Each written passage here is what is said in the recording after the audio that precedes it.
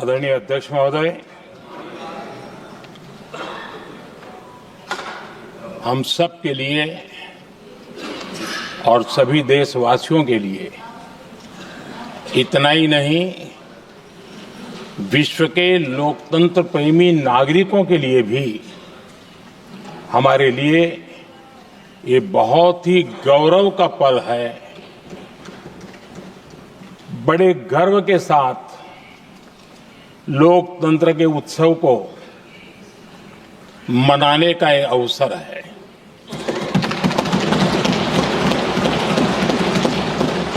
संविधान के 75 वर्ष की यात्रा, यादगार यात्रा और विश्व के सबसे महान और विशाल लोकतंत्र की यात्रा, इसके मूल में हमारे संविधान निर्माताओं की दीर्घदृष्टि, हमारे संविधान निर्माताओं का योगदान और जिसको लेकर के आज हम आगे बढ़ रहे हैं, ये 75 वर्ष पूर्ण होने पर एक उत्सव मनाने का पल है।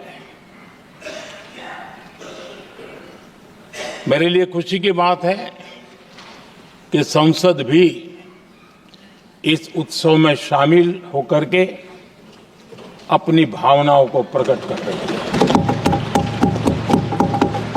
मैं सभी माननीय सांसदों का आभार व्यक्त करता हूं कि जिन्होंने इस उत्सव के अंदर हिस्सा लिया। मैं उन सबका अभिनंदन करता हूं। आदरणीय अध्यक्ष जी, 75 वर्ष की उपलब्धि साधारण नहीं है, असाधारण है। और जब देश आजाद हुआ और उस समय भारत के लिए जो जो संभावनाएं व्यक्त की गई थी,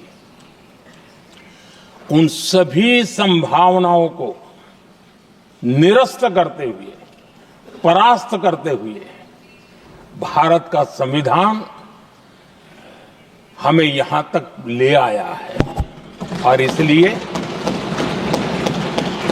इस महान उपलब्धि के लिए संविधान निर्माताओं के साथ साथ मैं देश के कोटि कोटि नागरिकों का आदरपूर्वक नमन करता हूं, जिन्होंने इस भावना को, इस नई व्यवस्था को जी करके दिखाया है। संविधान निर्माताओं की जो भावनाएं थी, उसको जीने में पिछले 75 साल भारत का नागरिक हर कसौटी पर खरा उतरा है। और इसलिए भारत का नागरिक सर्वाधिक अभिनंदन का अधिकारी है। आदरणीय सभापति जी, संविधान निर्माता इस बात में बहुत सजग थे। वो ये नहीं मानते थे कि भारत का जन्म 1947 में हुआ है। वो ये नहीं मानते थे कि भारत में लोकतंत्र 1950 से आ रहा है। वे मानते थे यहां की महान परंपरा को, महान संस्कृति को, महान विरासत को, हजारों साल की उस यात्रा को, उसके प्रति वो सजग थे। उनको इस बात का पूरा भान था। आदरणीय सभापति जी, भारत का लोकतंत्र, भारत का गणतांत्रिक अतीत बहुत ही समृद्ध रहा है, विश्व के लिए प्रेरक रहा है। और तभी तो भारत आज मदर ऑफ डेमोक्रेसी के रूप में जाना जाता है। हम सिर्फ विशाल लोकतंत्र है इतना नहीं, हम लोकतंत्र की जननी है। आदरणीय सभापति जी, मैं जब ये कह रहा हूं तो मैं 3 महापुरुषों के कोट इस सदन के सामने प्रस्तुत करना चाहता हूं। राजर्षि पुरुषोत्तम दास टंडन जी, मैं संविधान सभा के अंदर हुई चर्चा का उल्लेख कर रहा हूं। उन्होंने कहा था, सदियों के बाद हमारे देश में एक बार फिर ऐसी बैठक बुलाई गई है, यह हमारे मन में अपने गौरवशाली अतीत की याद दिलाती है, जब हम स्वतंत्र हुआ करते थे, जब सभाएं आयोजित की जाती थी जिसमें विद्वान लोग देश के महत्वपूर्ण मामलों पर चर्चा करने के लिए मिला करते थे। दूसरा कोट मैं पढ़ रहा हूं डॉक्टर राधाकृष्णन जी का। वे भी इस संविधान सभा के सदस्य थे। उन्होंने कहा था, इस महान राष्ट्र के लिए गणतांत्रिक व्यवस्था नई नहीं है। हमारे यहां ये इतिहास के शुरुआत से ही है। और तीसरा कोट मैं बाबा साहब आम्बेडकर का कह रहा हूं। बाबा साहब आम्बेडकर जी ने कहा था, ऐसा नहीं है कि भारत को पता नहीं था कि लोकतंत्र क्या होता है। एक समय था जब भारत में कई गणतंत्र हुआ करते थे। आदरणीय सभापति जी, हमारे संविधान के निर्माण की प्रक्रिया में हमारी देश की नारी शक्ति ने संविधान को सशक्त करने में बहुत बड़ी भूमिका निभाई थी। संविधान सभा में 15 माननीय महिला सदस्य थी और सक्रिय सदस्य थी। मौलिक चिंतन के आधार पर उन्होंने संविधान सभा की डिबेट को समृद्ध किया था। और वे सभी बहनें अलग अलग बैकग्राउंड थी, अलग अलग क्षेत्र की थी। और संविधान में उन्होंने जो जो सुझाव दिए, उन सुझावों का संविधान के निर्माण पर बहुत बड़ा प्रभाव रहा था। और हमारे लिए गर्व की बात है कि दुनिया के कई देश आजाद भी हुए, संविधान भी बने, लोकतंत्र भी चला, लेकिन महिलाओं को अधिकार देने में दशकों बीत गए थे। लेकिन हमारे यहां शुरुआत से ही महिलाओं को वोट का अधिकार संविधान में दिया गया। आदरणीय सभापति जी, जब G20 समिट हुई, उसी भावना को आगे बढ़ाते हुए, क्योंकि संविधान की भावना को लेकर के हम सब जीने वाले लोग हैं, हमने G20 की अध्यक्षता के दरमियान विश्व के सामने विमेन लेड डेवलपमेंट का विचार रखा। और विश्व के अंदर विमेन डेवलपमेंट से अब आगे जाने की जरूरत है। और इसलिए हमने विमेन लेड डेवलपमेंट की चर्चा को अंजाम दिया। इतना ही नहीं, हम सभी सांसदों ने मिलकर के एक स्वर से नारी शक्ति बंधन अधिनियम पारित करके हमारी महिला शक्ति को भारतीय लोकतंत्र में उनकी भागीदारी सुनिश्चित करने के लिए हम लोगों ने कदम उठाए। आदरणीय सभापति जी, आज हम देख रहे हैं हर बड़ी योजना के सेंटर में महिलाएं होती है। और ये जब संविधान के हम 75 वर्ष मना रहे हैं, ये संयोग है और अच्छा संयोग है कि भारत के राष्ट्रपति के पद पर एक आदिवासी महिला विराजमान। ये हमारे संविधान की भावना की एक अभिव्यक्ति भी है।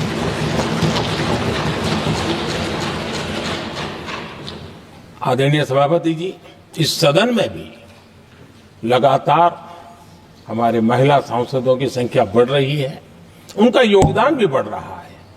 मंत्रिपरिषद में भी उनका योगदान बढ़ रहा है।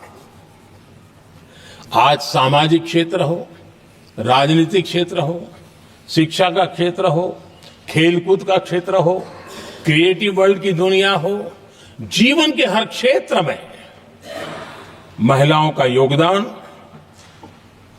महिलाओं का प्रतिनिधित्व देश के लिए गौरव दिलाने वाला रहा है। विज्ञान के क्षेत्र में, खास करके स्पेस टेक्नोलॉजी में उनके योगदान की सराहना हर हिंदुस्तानी बड़े गर्व के साथ कर रहा है। और इन सब की सबसे बड़ी प्रेरणा हमारा संविधान है। आदरणीय सभापति जी, हमारा देश बहुत तेज गति से विकास कर रहा है। भारत बहुत ही जल्द विश्व की तीसरी बड़ी आर्थिक शक्ति बनने की दिशा में बहुत मजबूत कदम रख रहा है। और इतना ही नहीं, ये 140 करोड़ देशवासियों का संकल्प है कि जब हम आजादी की शताब्दी मनाएंगे, हम इस देश को विकसित भारत बना करके रहेंगे। ये हर भारतीय का संकल्प है, ये हर भारतीय का सपना है। लेकिन इस संकल्प से सिद्धि के लिए सबसे बड़ी आवश्यकता है, वो है भारत की एकता। हमारा संविधान भी भारत की एकता का आधार है।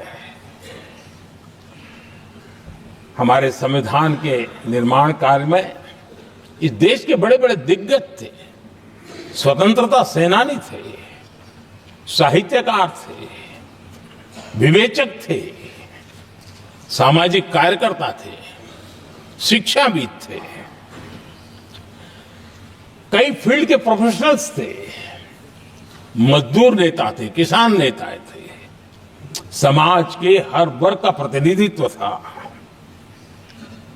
और सबके सब भारत की एकता के प्रति बहुत ही संवेदनशील थे।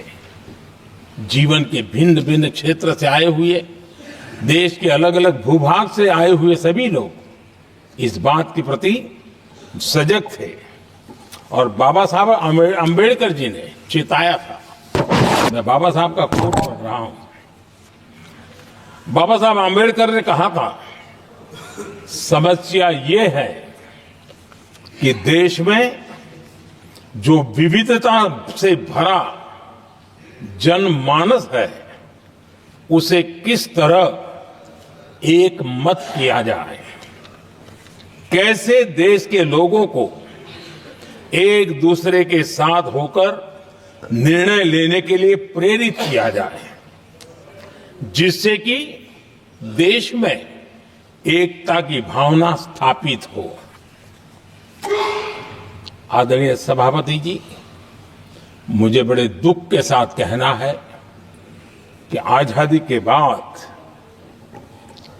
एक तरफ संविधान निर्माताओं के दिल दिमाग में एकता थी, लेकिन आजादी के बाद विकृत मानसिकता के कारण या स्वार्थवश अगर सबसे बड़ा प्रहार हुआ तो देश की एकता के मूल भाव पर प्रहार हुआ।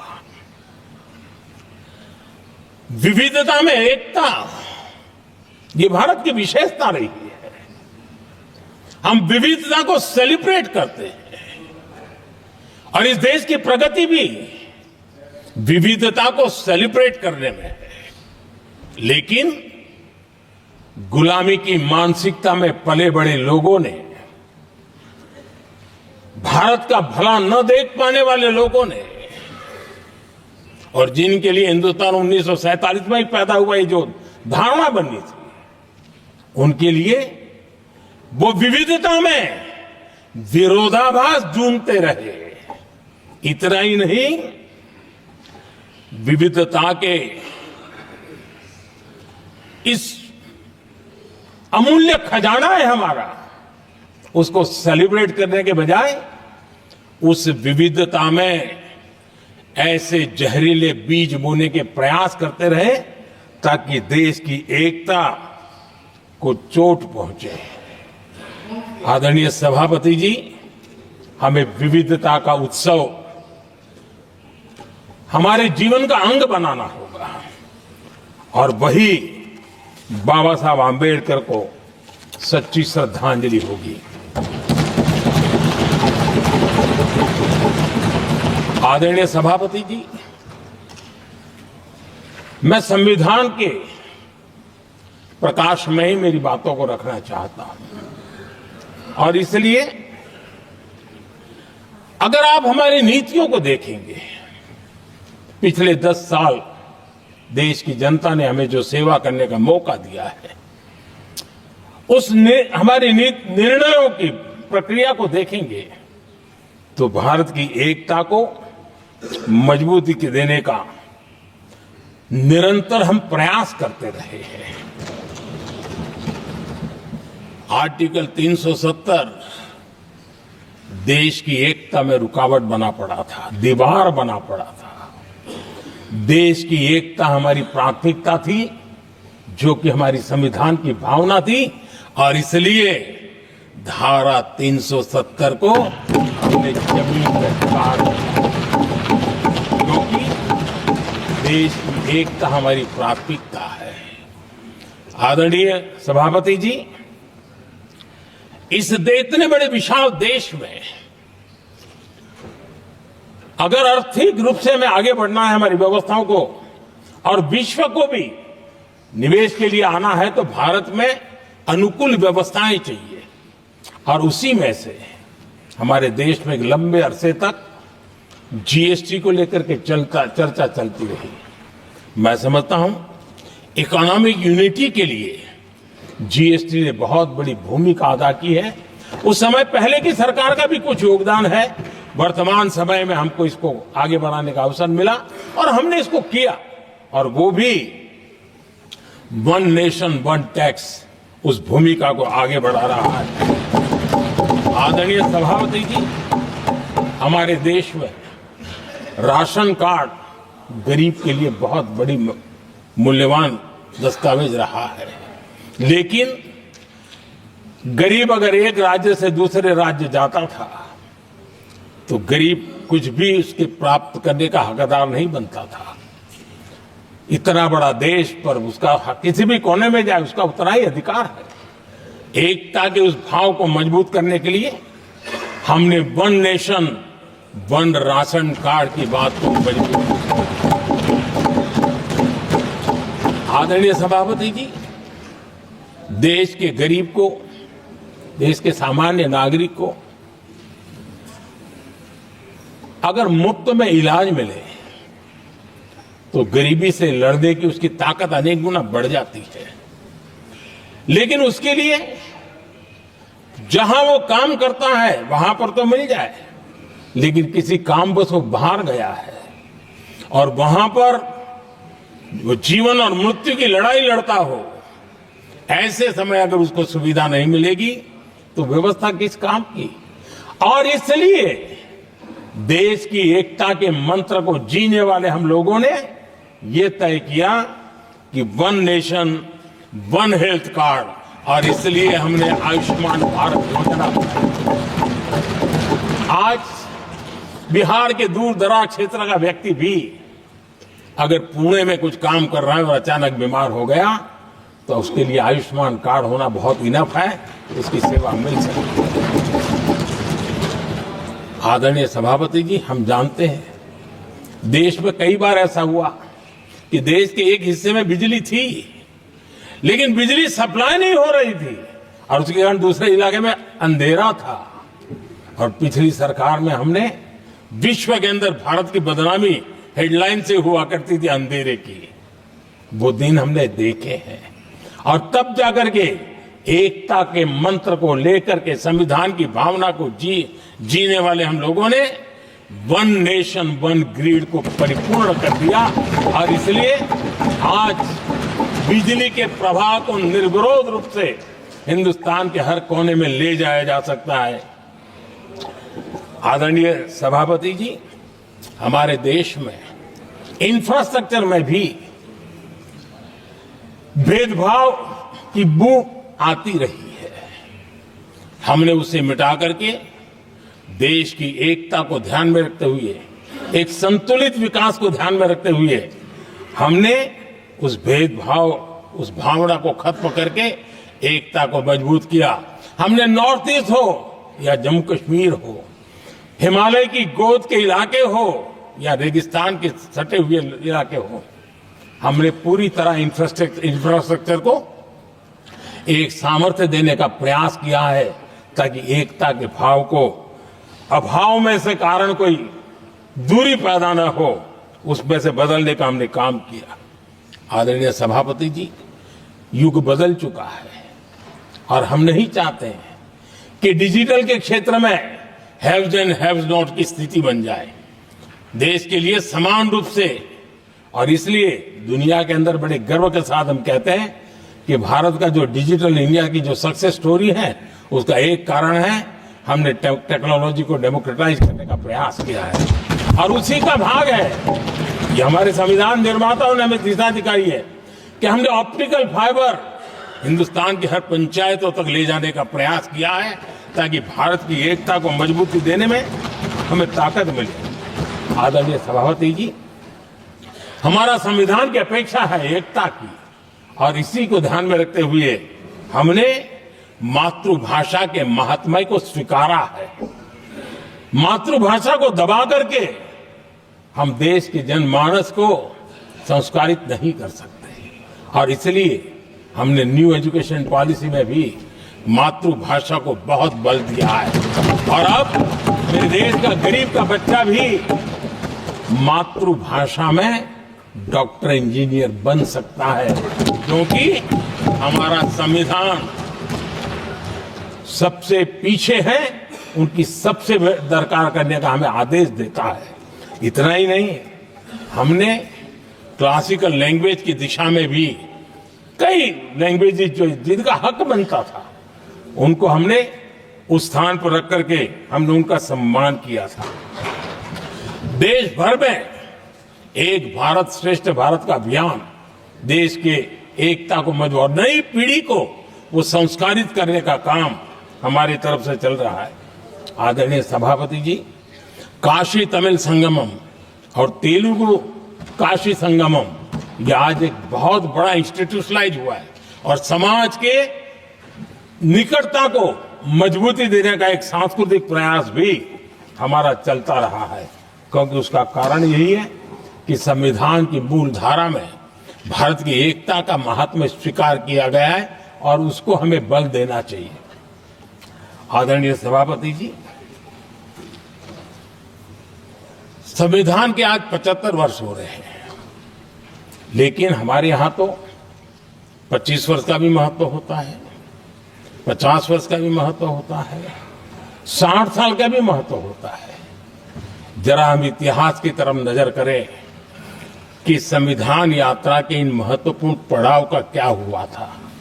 जब देश संविधान के 25 वर्ष पूरे कर रहा था, उसी समय हमारे देश में संविधान को नोच लिया गया, इमरजेंसी आपातकाल लाया गया।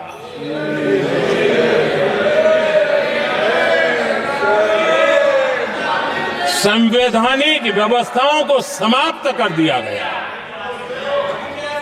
देश को जेल खाना बना दिया गया, नागरिकों के अधिकारों को लूट लिया गया, प्रेस की स्वतंत्रता को ताले लगा दिए गए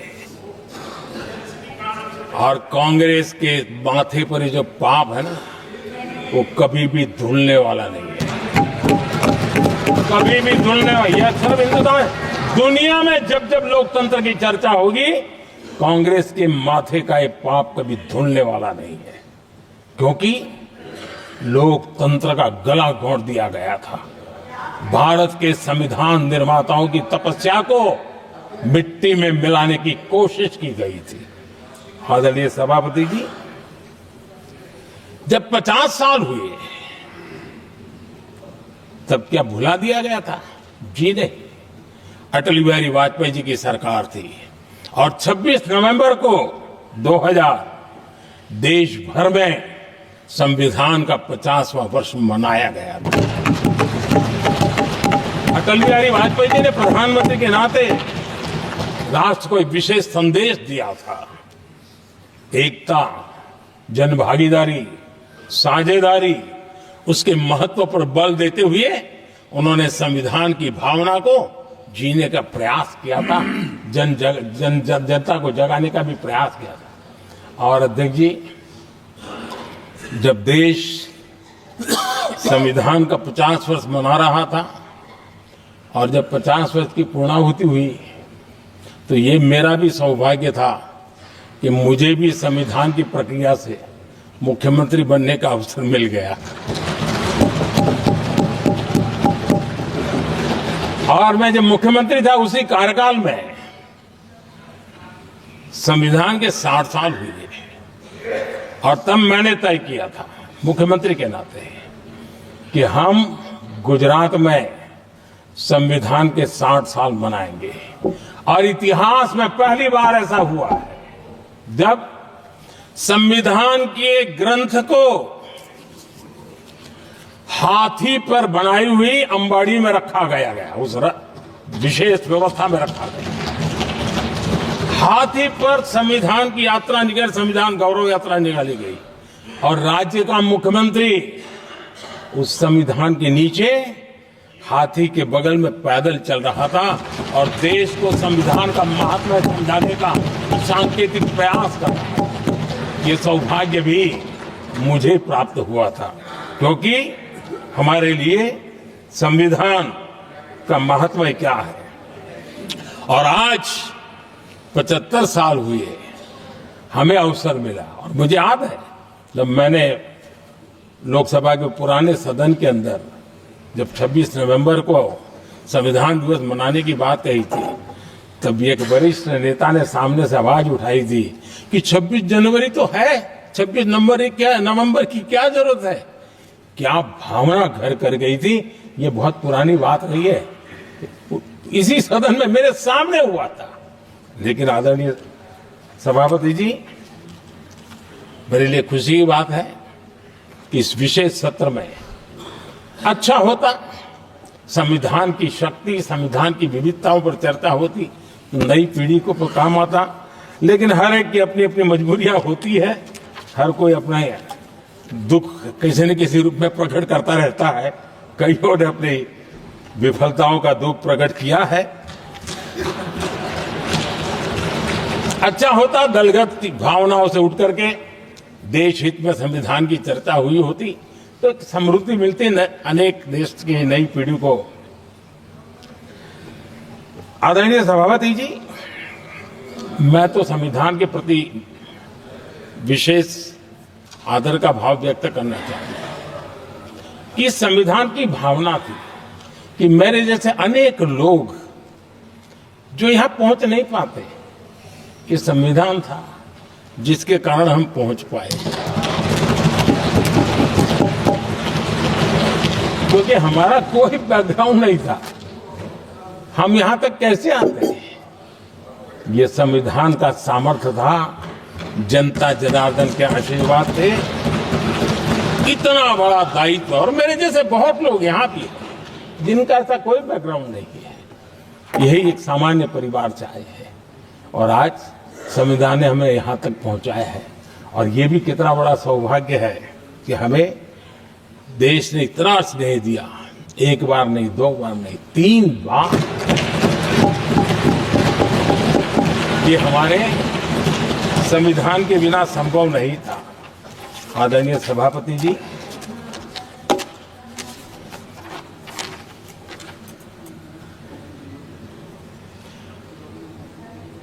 उतार चढ़ाव तो आए, कठिनाइयां भी आई, रुकावटें भी आई, लेकिन मैं फिर एक बार देश की जनता को नमन करता हूं कि देश की जनता पूरी ताकत के साथ संविधान के साथ खड़ी रही।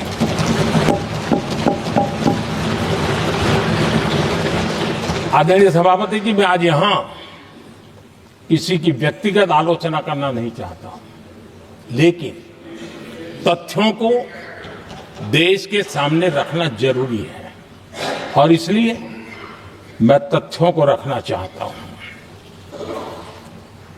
कांग्रेस के एक परिवार ने संविधान को चोट पहुंचाने में कोई कोर कसर नहीं छोड़ी है।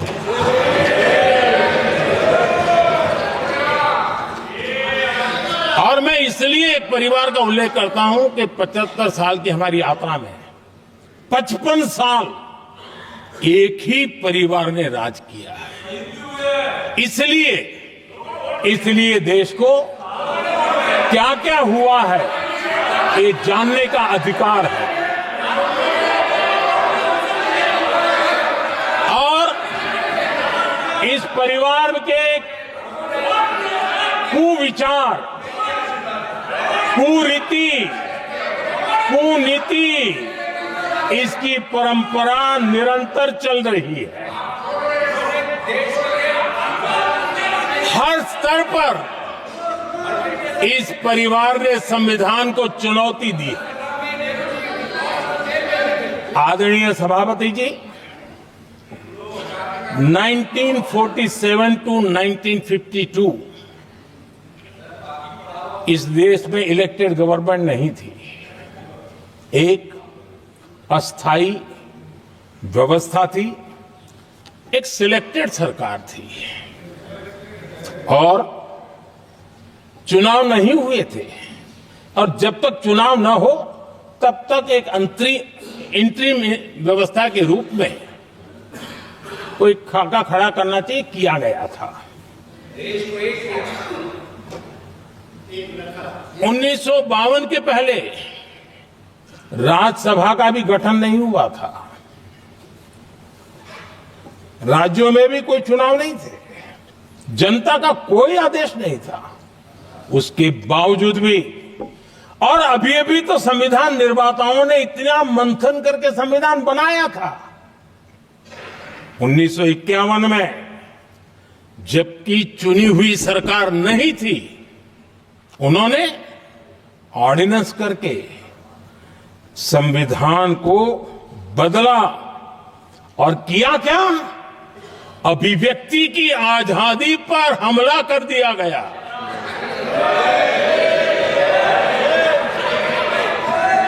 और ये संविधान निर्माताओं का भी अपमान था, क्योंकि ऐसी बातें कोई संविधान सभा में नहीं आई होगी, ऐसा नहीं है, लेकिन वहां उनकी चली नहीं। तो बाद में जैसे ही मौका मिला, उन्होंने अभिव्यक्ति की इस आजादी को, उस पर उन्होंने हथौड़ा मार दिया। और ये संविधान निर्माताओं का घोर अपमान है। अपने मन की चीजें जो संविधान सभा के अंदर नहीं करवा पाए, उन्होंने पिछले दरवाजे से किया, और वो भी चुनी हुई सरकार के वो प्रधानमंत्री नहीं थे, उन्होंने पाप किया था। इतना ही नहीं, आदरणीय सभापति जी, उसी दौरान उस समय के प्रधानमंत्री पंडित नेहरू जी ने मुख्यमंत्रियों को एक चिट्ठी लिखी थी। उस चिट्ठी में उन्होंने लिखा था, नेहरू जी लिखते हैं, अगर संविधान हमारे, आगे नेहरू जी लिखते हैं, अगर संविधान हमारे रास्ते के बीच में आ जाए, ये नेहरू जी लिख रहे हैं, अगर संविधान हमारे रास्ते के बीच में आ जाए, आगे नेहरू जी कह रहे हैं, तो हर हाल में संविधान में परिवर्तन करना चाहिए। ये नेहरू जी ने मुख्यमंत्रियों को चिट्ठी लिखी।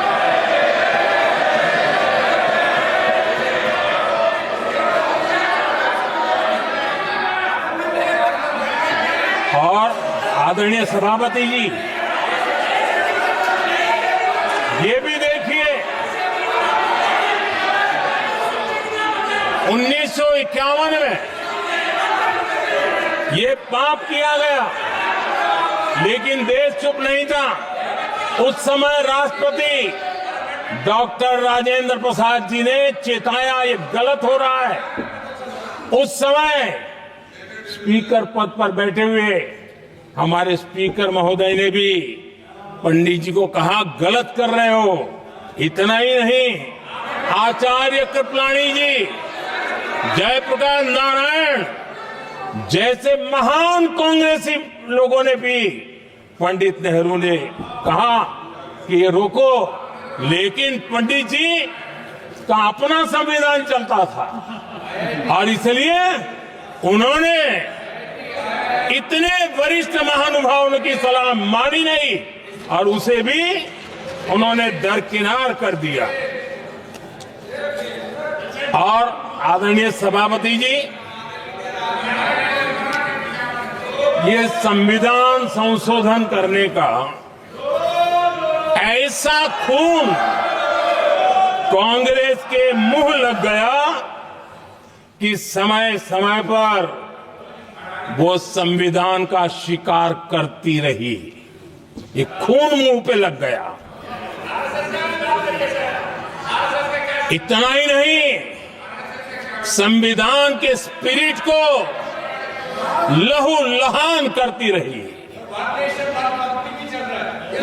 आदरणीय सभापति जी, करीब 6 दशक में 75 बार संविधान बदला गया।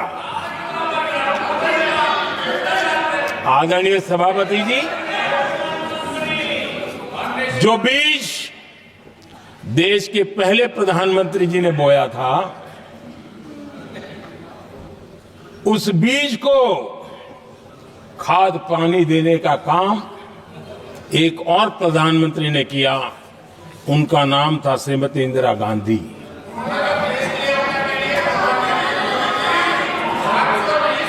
जो पाप पहले प्रधानमंत्री करके गए और जो खून लग गया था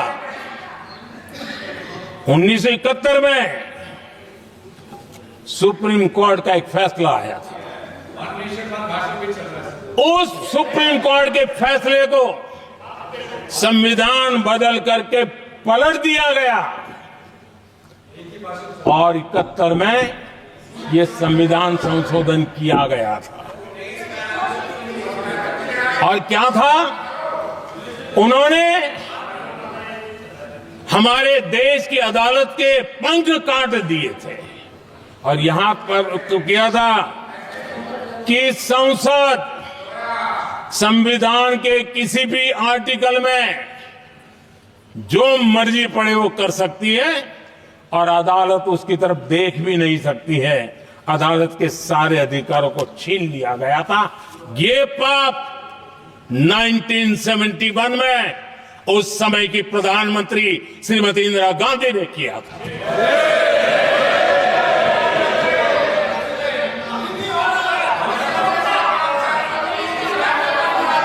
और इस परिवर्तन ने इंदिरा जी की सरकार को मौलिक अधिकारों को छीनने का और न्यायपालिका पर नियंत्रण करने का अधिकार दिया, सक्षम बना दिया था। आदरणीय सभापति जी, खून मुंह पे लग गया था, कोई रोकने वाला था नहीं। और इसलिए जब इंदिरा जी के चुनाव को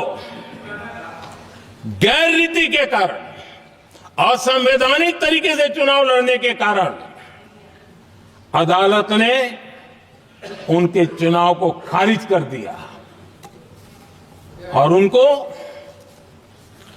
एमपी पद छोड़ने की नौबत आई तो उन्होंने गुस्से में आकर के देश पर इमरजेंसी थोप दी, आपातकाल लगा दिया अपनी कुर्सी बचाने के लिए। और उसके बाद इतना ही नहीं, उन्होंने इमरजेंसी तो लगाई, संविधान का दुरुपयोग तो किया ही किया, भारत के लोकतंत्र का गला तो घोंट ही दिया। लेकिन 1975 में 39वां संशोधन किया और उसमें उन्होंने क्या किया, राष्ट्रपति, उपराष्ट्रपति, प्रधानमंत्री, अध्यक्ष, इनके चुनाव के खिलाफ कोई कोर्ट में जा ही नहीं सकता है, ऐसा उन्होंने, और वो भी रिट्रोस्पेक्टिव किया, आगे के लिए नहीं, पीछे का भी, अपने पापों का भी उन्होंने। और आदरणीय सभापति जी, मैं संविधान की बात कर रहा हूं, मैं संविधान के आगे पीछे कुछ नहीं बोल रहा हूं।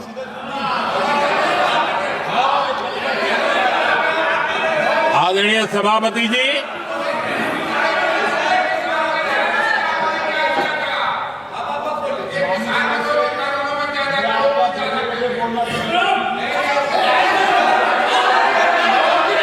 आदरणीय सभापति जी, इमरजेंसी में लोगों के अधिकार छीन लिए गए, देश के हजारों लोगों को जेलों में ठूंस दिया गया, न्यायपालिका का गला घोंट दिया गया, अखबारों की स्वतंत्रता पर ताले लगा दिए गए। इतना ही नहीं, कमिटेड जुडिशरी, इस विचार को उन्होंने पूरी ताकत दी। और इतना ही नहीं, जिस जस्टिस एच.आर. खन्ना ने उनके चुनाव में उनको खिलाफ जो जजमेंट दिया था, वो इतना गुस्सा भरा था कि जब जस्टिस एच.आर. खन्ना, जो सीनियरिटी के आधार पर सुप्रीम कोर्ट के चीफ जस्टिस बनने थे, जिन्होंने संविधान के सम्मान करते हुए उस स्पिरिट से इंदिरा जी को सजा दी थी, उन्होंने मुख्य न्यायाधीश नहीं बनने दिया। ये संविधान और लोकतांत्रिक प्रक्रिया रही।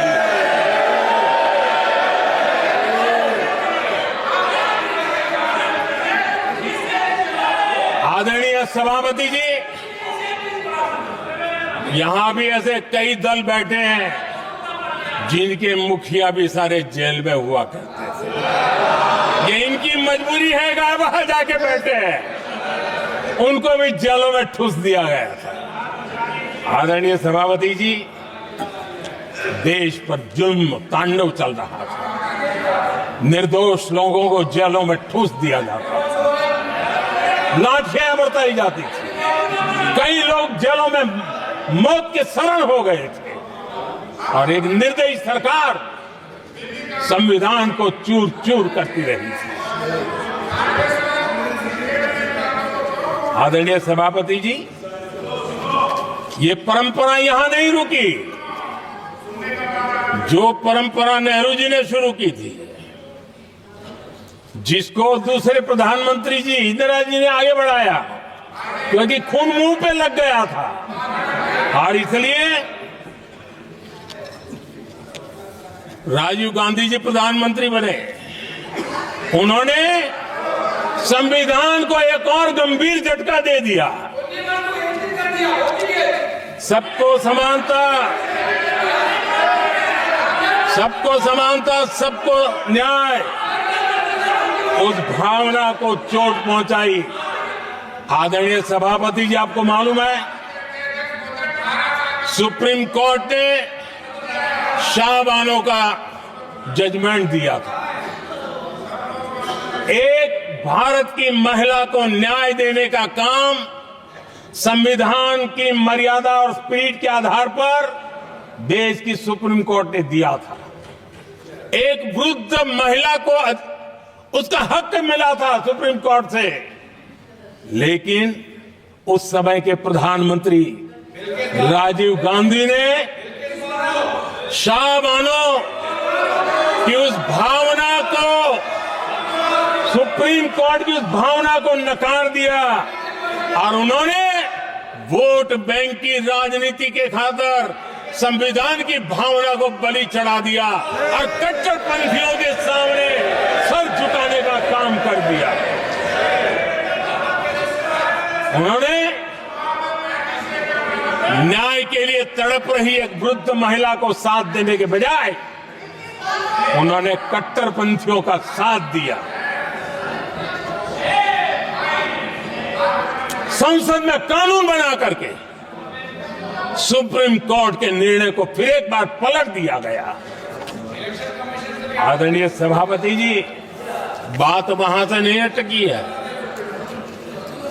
नेहरू जी ने शुरू किया, इंदिरा जी ने आगे बढ़ाया और राजीव जी ने भी उसको ताकत दी, खाद पानी देने का काम किया। क्यों? संविधान के साथ खिलवाड़ करने का लहू उनके मुंह लग गया। आदरणीय सभापति जी, अगली पीढ़ी भी इसी खिलवाड़ में जुड़ी पड़ी है। एक किताब को मैं कोट कर रहा हूं। उस किताब में जो लिखा गया है और उसमें प्रधानमंत्री उस समय के मेरे पहले जो प्रधानमंत्री थे उनको कोट किया है। उन्होंने कहा है, मुझे यह स्वीकार करना होगा कि पार्टी अध्यक्ष सत्ता का केंद्र है। ये मनमोहन सिंह जी ने कहा है, जो किताब में लिखा गया है। मुझे यह स्वीकार करना होगा कि पार्टी अध्यक्ष सत्ता का केंद्र है। सरकार पार्टी के प्रति जवाबदेह है।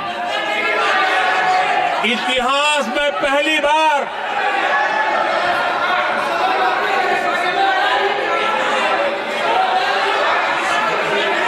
आदरणीय सभापति जी, नहीं, आप सदन इतिहास में पहली बार ये तरीका बिल्कुल ठीक नहीं है।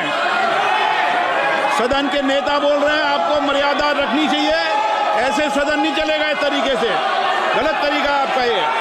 माननीय प्रधानमंत्री जी, आदरणीय सभापति जी, इतिहास में पहली बार संविधान को ऐसी गहरी चोट पहुंचा दी गई। संविधान निर्माताओं ने चुनी हुई सरकार और चुने हुए प्रधानमंत्री की कल्पना तक ही हमारा संविधान था, लेकिन इन्होंने तो प्रधानमंत्री के ऊपर एक गैर संवैधानिक और जिसने कोई शपथ भी नहीं लिया था, नेशनल एडवाइजरी काउंसिल पीएमओ के भी ऊपर बैठा दिया। पीएमओ के ऊपर अघोषित दर्जा दे दिया गया।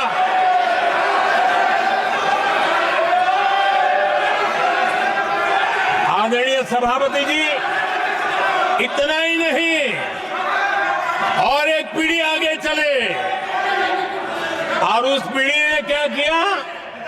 भारत के संविधान के तहत देश की जनता जनार्दन सरकार चुनती है और वो सरकार का मुखिया कैबिनेट बनाता है। ये संविधान के तहत है।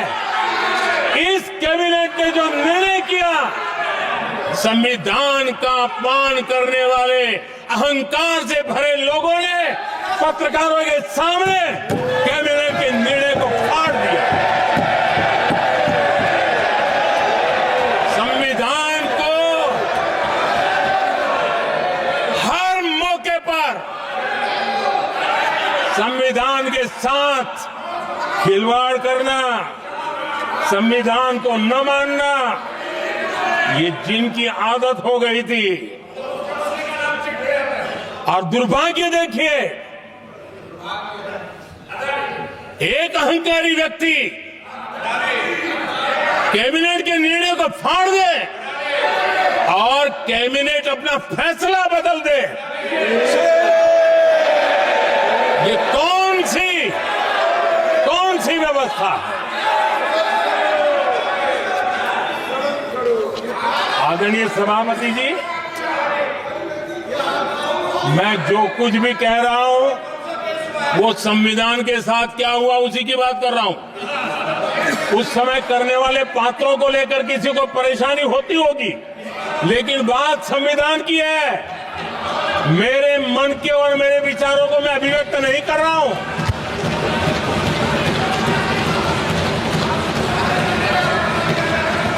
आदरणीय सभापति जी, कांग्रेस ने निरंतर संविधान की अवमानना की, संविधान के महत्व को कम किया। कांग्रेस इसके अनेक उदाहरणों से भरा पड़ा हुआ है।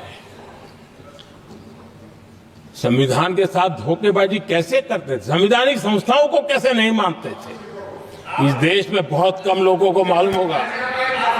370 की तो पता है सबको, 35A का पता बहुत कम है। संसद में आए बिना, जबकि संसद में आना पड़ता, संसद को ही अस्वीकार कर दिया गया। भारत के संविधान का अगर कोई पहला पुत्र है तो ये संसद है, उसको भी उन्होंने गला घोंटने का काम किया।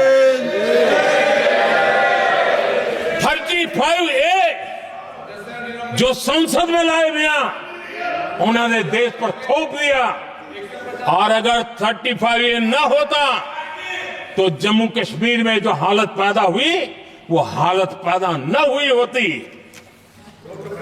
राष्ट्रपति के आदेश पर यह काम किया गया और देश की संसद को अंधेरे में रखा गया। आदरणीय सभापति, ये संसद का अधिकार था, कोई अपनी मनमानी से नहीं कर सकता था, लेकिन और उनके पास बहुमत था, कर सकते थे, लेकिन वो नहीं किया क्योंकि पेट में पाप था, देश की जनता से छुपाना चाहते थे। आदरणीय सभापति जी, इतना ही नहीं, बाबा साहब आंबेडकर जिनके प्रति आज सम्मान का भाव सब कोई अनुभव कर रहा है, और हम लोगों के लिए तो बहुत विशेष है, क्योंकि हम लोगों के लिए तो जीवन में बहुत बड़ी जो कुछ भी रास्ते मिले ना वहीं से मिले हैं। आदरणीय सभापति जी,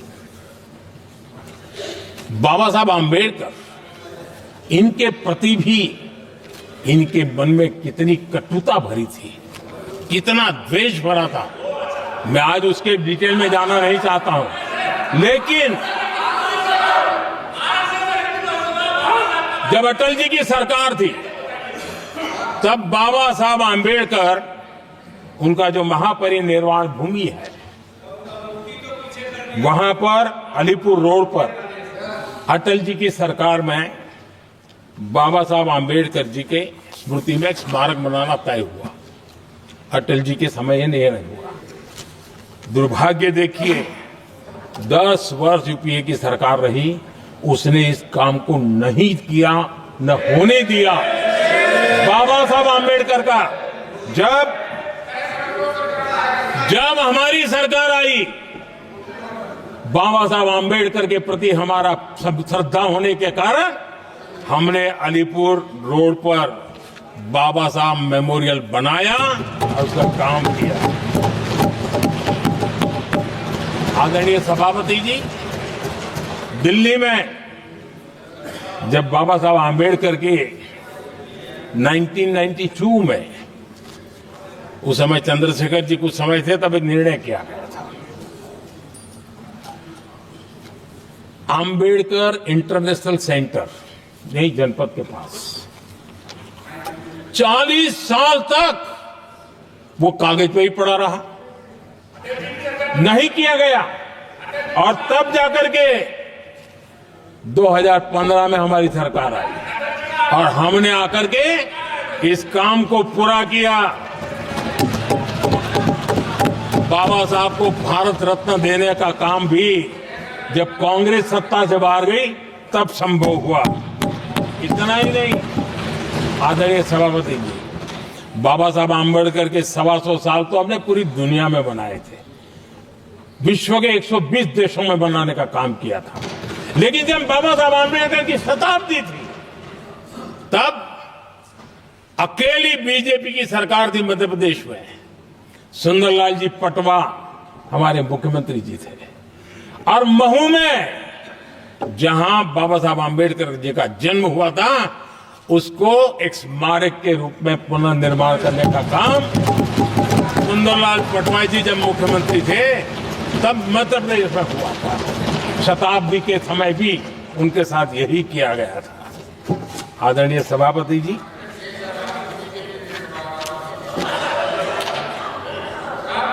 हमारे देश में बाबा साहब आंबेडकर एक दीर्घदृष्टा थे। समाज के दबे कुचले लोगों को मुख्य धारा में लाने के लिए वो प्रतिबद्ध थे, और एक लंबे सोच के साथ भारत को अगर विकसित होना है तो भारत का कोई अंग दुर्बल नहीं रहना चाहिए, ये चिंता बाबा साहब को सताती थी। और तब जाकर के हमारे देश में आरक्षण की व्यवस्था बनी। लेकिन वोट बैंक की राजनीति में छुपे हुए लोगों ने, डूबे हुए लोगों ने धर्म के आधार पर, तुष्टीकरण के नाम पर आरक्षण के अंदर कुछ न कुछ नुक्सेदनी करने का प्रयास किया, और इसका सबसे बड़ा नुकसान एससी, एसटी और ओबीसी समाज को हुआ है। आदरणीय सभापति जी, आरक्षण की कथा बहुत लंबी है। नेहरू जी से लेकर के राजीव गांधी तक कांग्रेस के प्रधानमंत्रियों ने आरक्षण का घोर विरोध किया है। हिस्ट्री कह रही है, आरक्षण के विरोध में लंबी लंबी चिट्ठियां स्वयं नेहरू जी ने लिखी है, मुख्यमंत्रियों को लिखी है। इतना ही नहीं, सदन में आरक्षण के खिलाफ लंबे लंबे भाषण इन लोगों ने किए हैं। बाबा साहब आंबेडकर समता के लिए और भारत में संतुलित विकास के लिए आरक्षण के लेकर के आए, उन्होंने उसके खिलाफ भी झंडा ऊंचा किया हुआ था। दशकों तक मंडल कमीशन के रिपोर्ट को डिब्बे में डाल दिया था। जब कांग्रेस को देश ने हटाया, जब कांग्रेस गई, तब जाकर के ओबीसी को आरक्षण मिला, तब तक ओबीसी को आरक्षण नहीं मिला। ये कांग्रेस का पाप है। अगर उस समय मिला होता तो आज देश के अनेक पदों पर ओबीसी समाज के लोग भी देश की सेवा करते, लेकिन नहीं करने दिया, नहीं होने दिया। ये पाप इन्होंने किया था। आदरणीय सभापति जी, जब हमारे यहां संविधान का निर्माण चल रहा था, तब संविधान निर्माताओं ने धर्म के आधार पर आरक्षण होना चाहिए कि नहीं होना चाहिए, इस विषय पर घंटों तक, दिनों तक गहन चर्चा की है, विचार विमर्श किया है, और सबका मत बना है कि भारत जैसे देश की एकता और अखंडता के लिए धर्म के, संप्रदाय के आधार पर आरक्षण नहीं हो सकता है। सुविचारित मत था, ऐसा नहीं कि भूल गए थे, रह गया था। सोच विचार कर तय किया गया था कि भारत की एकता और अखंडता के लिए संप्रदाय और धर्म के आधार पर यह नहीं होगा। लेकिन कांग्रेस ने सत्ता सुख के लिए, सत्ता भूख के लिए,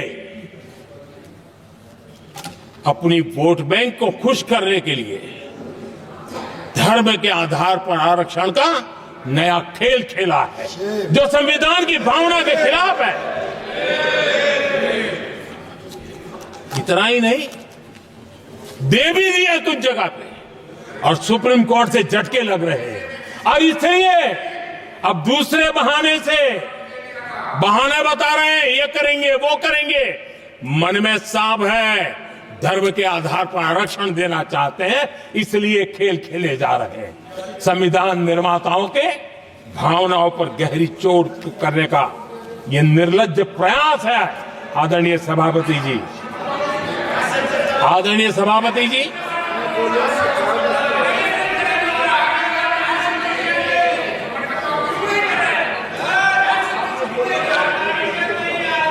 आदरणीय सभापति जी, एक गलत और विषय, ये तरीका ठीक नहीं। आपके नेता ने बोला, आपने बोला दोबारा बात मत करो। जिसकी भी मैं चर्चा करना चाहता हूं,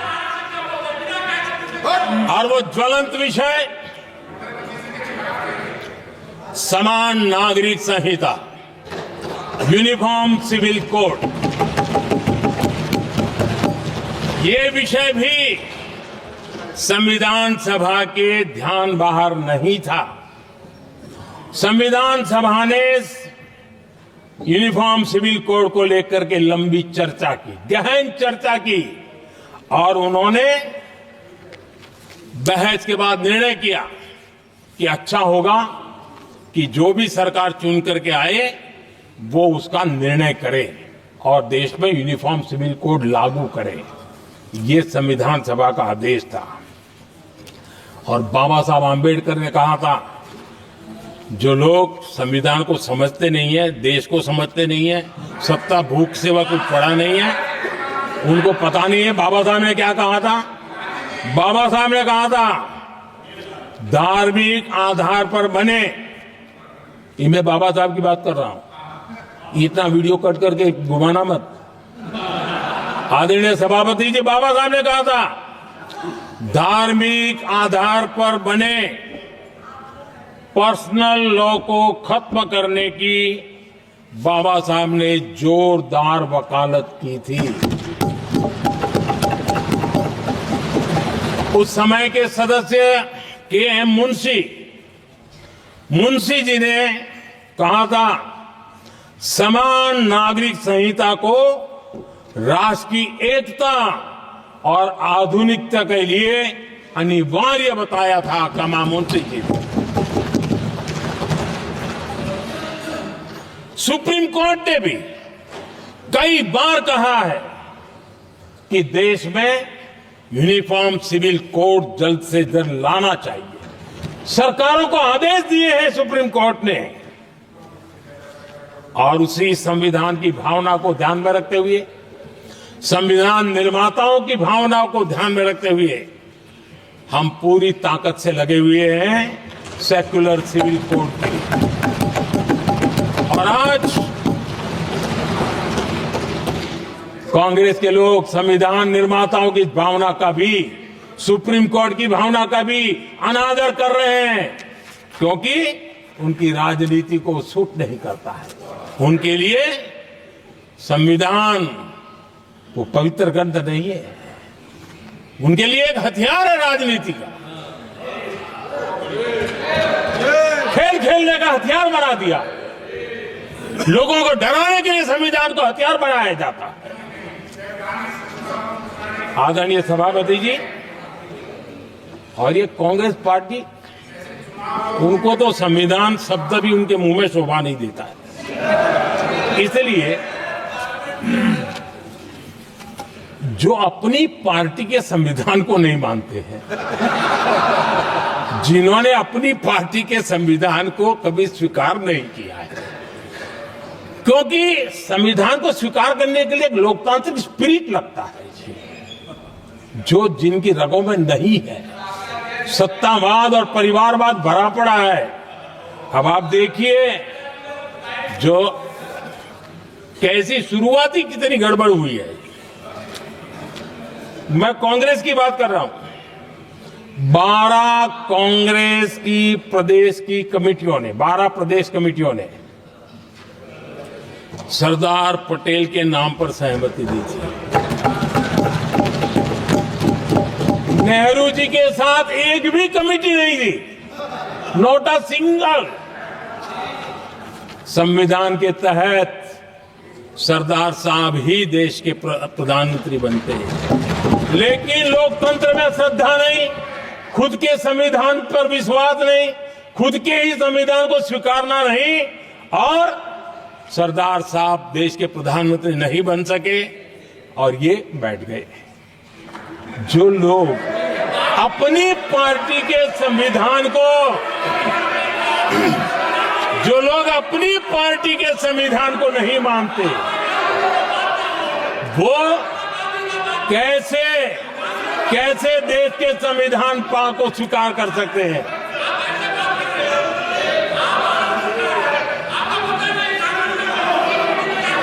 आदरणीय सभापति जी,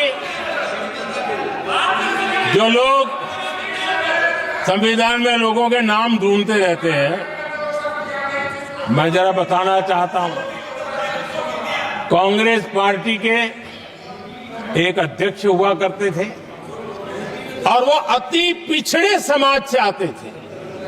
अति पिछड़े, पिछड़े भी नहीं, अति पिछड़े समाज से आते हुए उनके अध्यक्ष श्रीमान सीताराम केसरी जी, कैसा अपमान किया गया।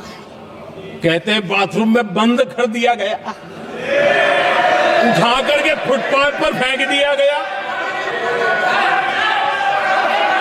अपनी पार्टी के संविधान में ऐसा कभी नहीं लिखा गया, लेकिन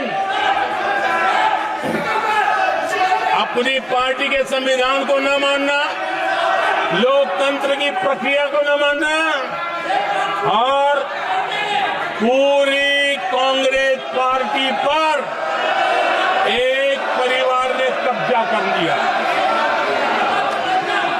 लोकतंत्र को नकार दिया। आदरणीय सभापति जी,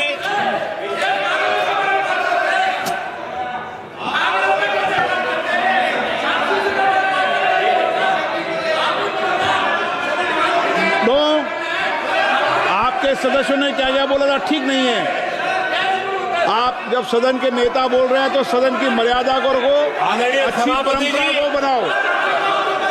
संविधान के साथ खिलवाड़ करना, संविधान के स्पिरिट को तहस नहस करना, ये कांग्रेस की रगों में रहा है। हमारे लिए संविधान, उसकी पवित्रता, उसकी शुचिता हमारे लिए सर्वोपरि है। और ये शब्दों में नहीं है, जब जब हमें कसौटी पर कसा गया है, हम तप करके निकले हुए लोग हैं। मैं उदाहरण देना चाहता हूं, 1996 में सबसे बड़े दल के रूप में भारतीय जनता पार्टी जीत करके आई, सबसे बड़ा दल था, और राष्ट्रपति जी ने संविधान की भावना तहत सबसे बड़े दल को प्रधानमंत्री के शपथ के लिए बुलाया, और 13 दिन सरकार चली। अगर हमें संविधान के स्पिरिट के प्रति हमारा भावना न होती, तो हम भी ये बांटो, वो बांटो, ये दे दो, वो दे दो, इसको डिप्टी पीएम बना दो, इसको ढिकना बना दो, हम भी सत्ता सुख भोग सकते थे। लेकिन अटल जी ने सौदेबाजी का रास्ता नहीं चुना, संविधान के सम्मान का रास्ता चुना, और 13 दिन के बाद इस्तीफा देना स्वीकार कर दिया। ये ऊंचाई है हमारी लोकतंत्र के। इतना ही नहीं, 1998 में एनडीए की सरकार थी, सरकार चल रही थी, लेकिन कुछ लोगों को हम नहीं तो कोई नहीं, ये जो एक परिवार का खेल चला है, अटल जी की सरकार को अस्थिर करने के लिए खेल चले गए। वोट हुआ, खरीद फरोख्त तब भी हो सकती थी, बाजार में माल तब भी बिकता था। लेकिन संविधान की भावना के प्रति समर्पित अटल बिहारी वाजपेयी जी की सरकार ने एक वोट से हारना पसंद किया, इस्तीफा दिया, लेकिन असंवैधानिक कोई कृत्य नहीं किया। ये हमारा इतिहास है, ये हमारे संस्कार है, ये हमारी परंपरा है। और दूसरी तरफ अदालत ने भी जिस पर थप्पा मार दिया, कैश फॉर वोट का कांड, एक लघुमती सरकार को बचाने के लिए संसद में नोटों के ढेर साक्ष्य के रूप में रखे गए, असंवैधानिक तरीका। सरकार बचाने के लिए भारत के लोकतंत्र की भावना को बाजार बना दिया गया, वोट खरीदे गए। आदरणीय सभापति जी,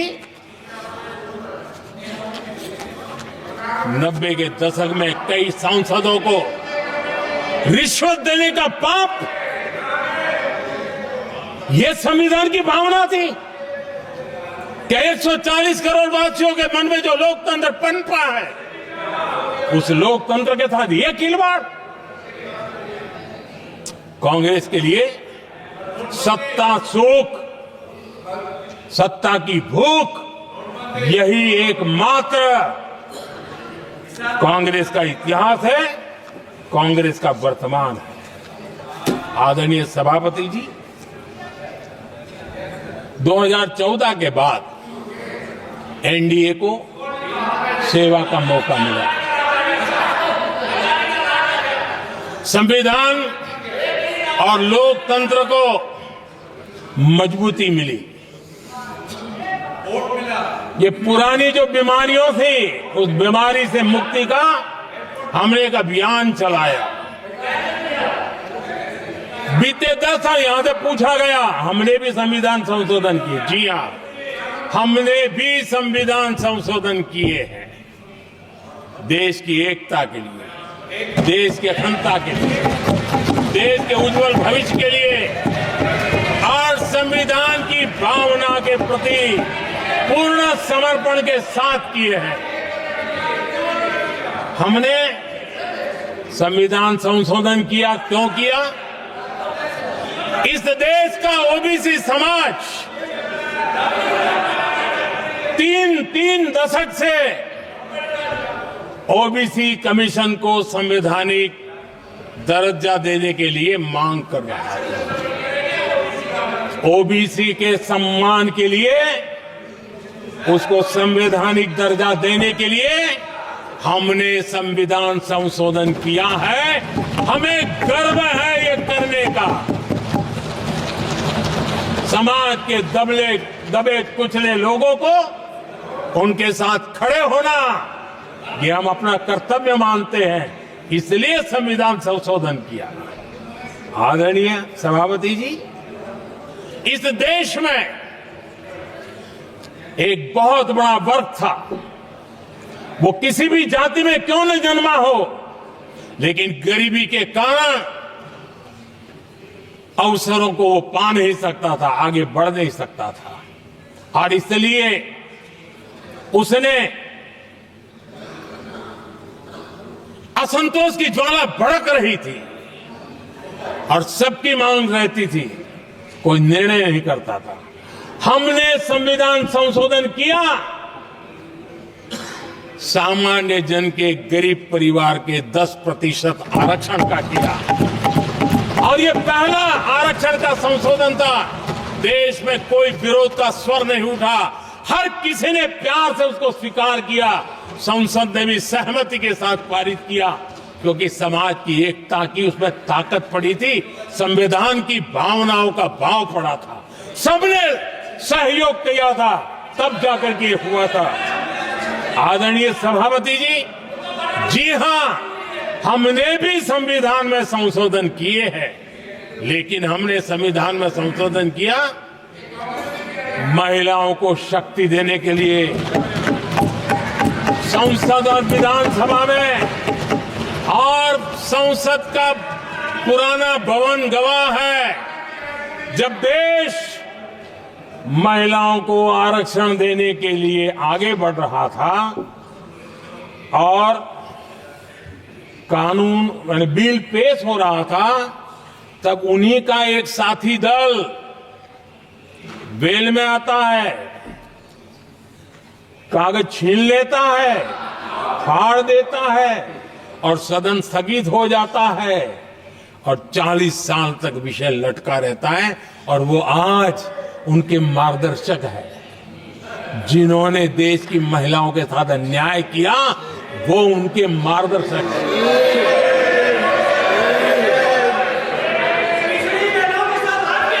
आदरणीय सभापति जी,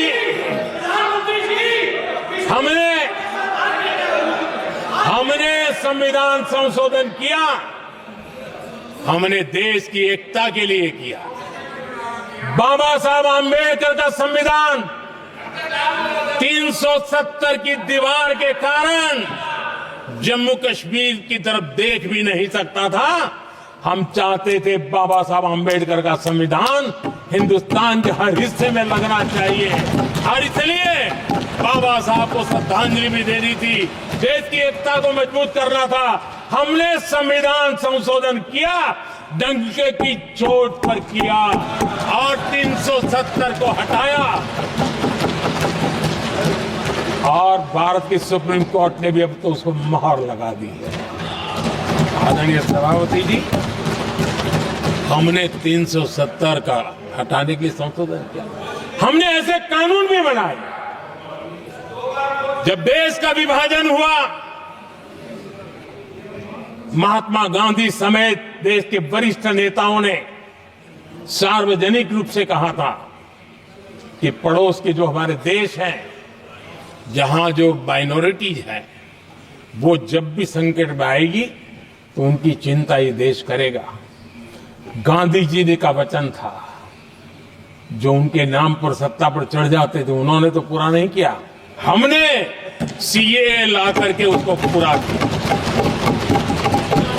वो कानून हमने लाया, हमने किया है और गर्व के साथ आज भी हम उसको ओन कर रहे हैं, मुंह नहीं छुपाते हैं, क्योंकि देश के संविधान की भावना के साथ मजबूती के साथ खड़े रहने का हमने काम किया।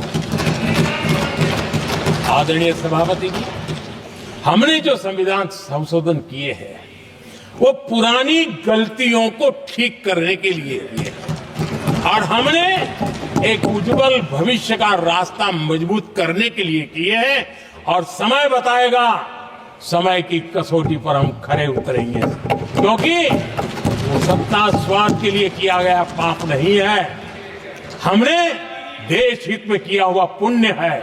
और इसलिए हमें जो सवाल पूछते हैं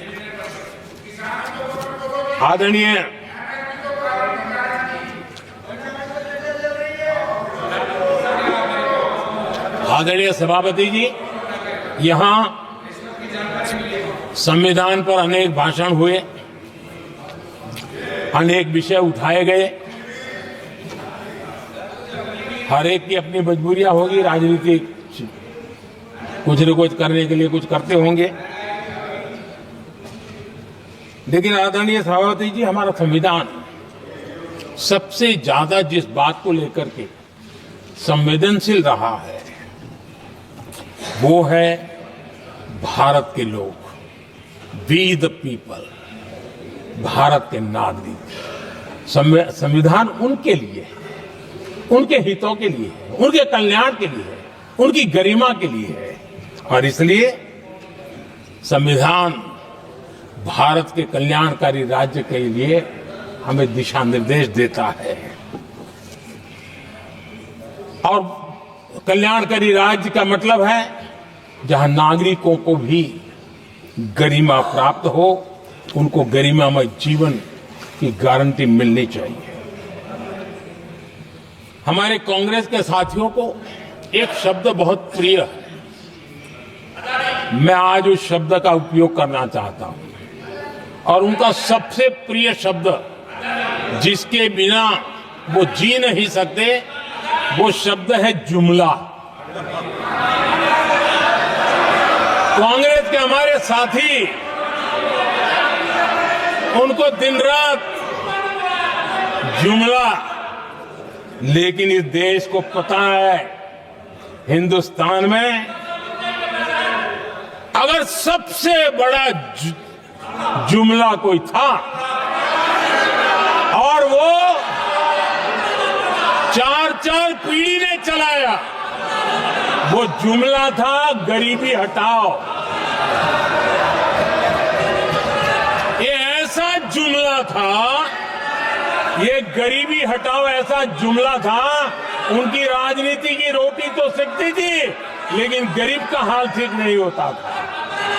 आदरणीय सभापति जी, जरा कोई मुझे कहे आजादी के इतने सालों के बाद क्या एक डिग्निटी के साथ जीने वाले परिवार को क्या उसे टॉयलेट भी उपलब्ध नहीं होना चाहिए? क्या आपको ये काम करने की फुर्सत नहीं मिली?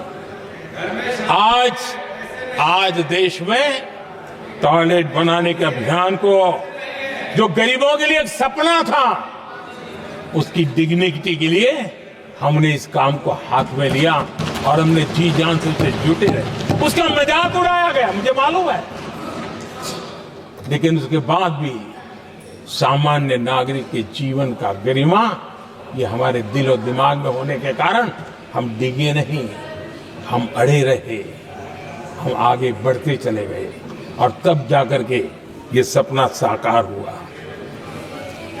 माताएं बहनें खुले में सोच जा रही थी, या तो सूर्योदय के पहले या सूर्योदय के बाद, और आपको कभी पीड़ा नहीं हुई। और उसका कारण यह था कि आपने गरीबों को और गरीबी को टीवी में देखा है, अखबार की सुर्खियों में देखा है, आपको गरीब की जिंदगी का पता नहीं, वरना आप इसके साथ ऐसा जुल्म नहीं करते।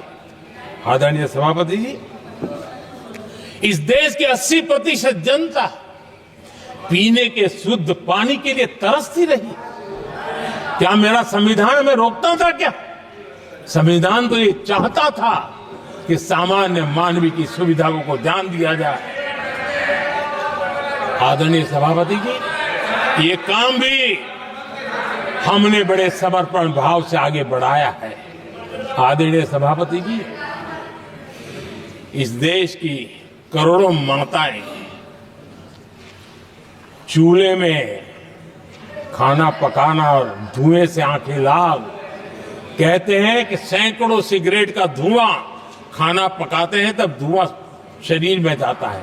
उन माताओं बहनों की आंखें लाल होती थी, इतना नहीं, उनका शरीर स्वास्थ्य खत्म हो जाता था। उनको धुएं से मुक्ति का काम, और 2013 तक क्या चर्चा चलती थी, 9 सिलेंडर देंगे कि 6 सिलेंडर देंगे। इस देश ने देखते ही देखते हर घर तक गैस का सिलेंडर पहुंचा दिया, क्योंकि हमारे लिए हर नागरिक 70 साल के बाद जो बेसिक सुविधाएं हैं उसकी तरफ। आदरणीय सभापति जी, अगर हमारा गरीब परिवार दिन रात मेहनत करके गरीबी से बाहर निकलने के लिए कोशिश करता है, बच्चों को पढ़ाना चाहता है, लेकिन घर में एक बीमारी आ जाए तो उसका सारा प्लान बेकार हो जाता है, पूरा परिवार की सारी मेहनत पानी में चली जाती है। क्या इन गरीब परिवारों के इलाज के लिए कुछ आप सोच नहीं सकते थे? 50-60 करोड़ देशवासियों को मुफ्त इलाज मिले। संविधान की उस भावना का आदर करते हुए हमने आयुष्मान योजना को लागू किया, और आज देश के 70 साल के ऊपर के किसी भी वर्ग के क्यों न हो, उनके लिए भी हमने व्यवस्था की। आदरणीय सभापति जी, जरूरतमंदों को राशन देने की बात, और उसका भी मजाक उड़ाया जा रहा है। जब हम कहते हैं कि 25 करोड़ लोग गरीबी को परास्त करने में सफल हुए, तो फिर हमें सवाल पूछा जाता है कि आप गरीब को राशन फिर क्यों देते हो? आदरणीय सभापति जी, जो गरीबी से निकल के आया है, उसे पता होता है कि अस्पताल में भी एक पेशेंट स्वस्थ होने के बाद जब छुट्टी देते हैं ना, तो डॉक्टर भी कहता है कि आप घर जाइए, तबीयत ठीक है, ऑपरेशन अच्छा हुआ है, लेकिन महीने पर ये जरा संभालना, ये मत करना, क्योंकि पेशेंट दोबारा तकलीफ में ना आए, गरीब दोबारा गरीब न बने, इसलिए उसका हैंड होल्डिंग जरूरी है। और इसलिए हम मुफ्त राशन दे रहे हैं। उसकी मजाक मत उड़ाओ, क्योंकि हमें गरीबी से जो बाहर निकला है उसको दोबारा गरीबी में जाने नहीं देना है, और जो अभी भी गरीबी में है उसे हमें गरीबी से बाहर लाना है। आदरणीय सभापति जी, हमारे देश में गरीबों का नाम पर जो जुमले चले, उसी गरीबों के नाम पर बैंकों का राष्ट्रीयकरण किया गया गरीबों के नाम पर। लेकिन 2014 तक इस देश के 50 करोड़ नागरिक ऐसे थे जिन्होंने बैंक का दरवाजा तक नहीं देखा था। आदरणीय सभापति जी, गरीब को बैंक में प्रवेश तक नहीं था, ये पाप आपने किया। और आज 50 करोड़ गरीबों के बैंक खाते खोल करके हमने बैंक के दरवाजे गरीबों के लिए खोल दिए। इतना ही नहीं, ये एक प्रधानमंत्री कहते थे कि दिल्ली से 1 रुपया निकलता है तो 15 पैसा पहुंचता है, लेकिन उपाय उनको आता नहीं था। उपाय हमने दिखाया। आज दिल्ली से 1 रुपया निकलता है, 100 के 100 पैसे गरीब के खाते में जमा होते हैं। क्यों? हमें बैंक का सही इस्तेमाल क्या करना, बैंक का सही उपयोग क्या करना। माननीय सदस्य मोबाइल नहीं देखें। आदरणीय सभापति जी, बिना गारंटी के ऋण देश के अंदर जिन लोगों को बैंक के दरवाजे तक जाने की इजाजत नहीं थी, आज स्थापित सरकार का संविधान के प्रति जो समर्पण है ना, आज बिना गारंटी वो बैंक से लोन ले सकता है। ये ताकत हमने गरीब को दी है। आदरणीय सभापति जी, गरीबी हटाओ का जुमला इसी के कारण जुमला बनकर के रह गया। गरीब को इस मुश्किल से मुक्ति मिले, ये हमारा बहुत बड़ा मिशन है और ये हमारा संकल्प है, और हम इसके लिए दिन रात एक कर रहे हैं। जिनको कोई नहीं पूछता, इनको मोदी पूजता है। आदरणीय सभापति जी, दिव्यांगजन हर दिन संघर्ष करता हमारा दिव्यांगजन। अब जाकर के हमारे दिव्यांग को फ्रेंडली इंफ्रास्ट्रक्चर मिले, उसकी व्हीलचेयर आगे तक जाए, ट्रेन के डिब्बे तक जाए। ये व्यवस्था दिव्यांगजन के लिए करने का हमारे दिल में तब आया क्योंकि समाज के दबले कुचले वंचित लोगों की चिंता करना हमारे मन में था, तब हुआ।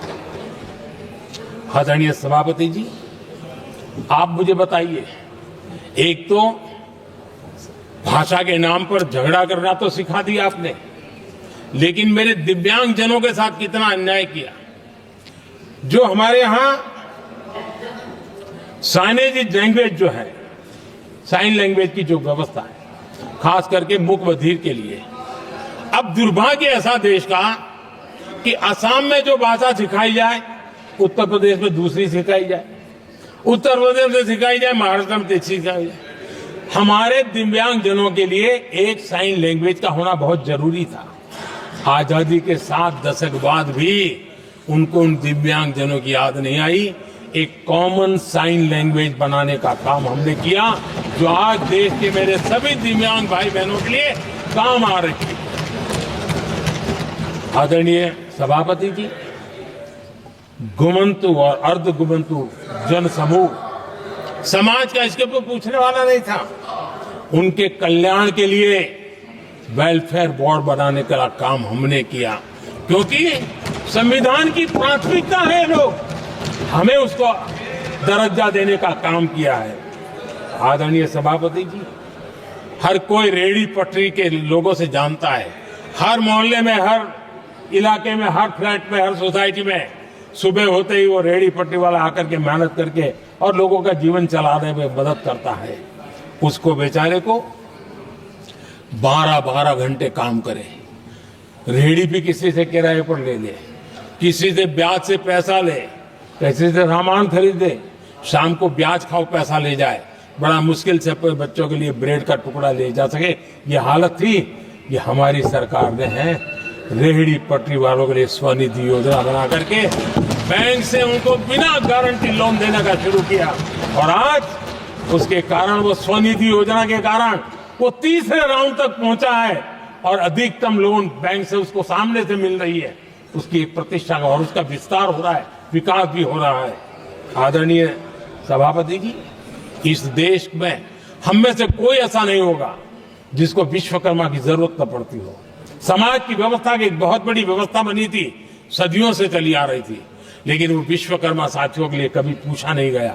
हमने विश्वकर्मा के कल्याण के लिए योजना बनाई, बैंक से लोन लेने की व्यवस्था की, उनको नई ट्रेनिंग देने की व्यवस्था की, उनको आधुनिक टूल देने की व्यवस्था की, नई डिजाइन से काम बनाने की चिंता की, और उसको हमने मजबूत बनाने का काम किया।